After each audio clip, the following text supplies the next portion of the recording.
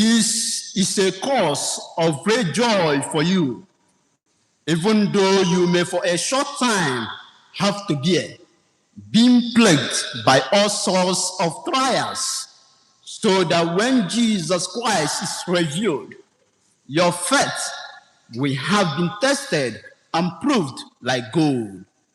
Only it is more precious than gold, which is corruptible, even though it bears testing by fire. And then you will have praise and glory and honor. You did not see him, yet you love him.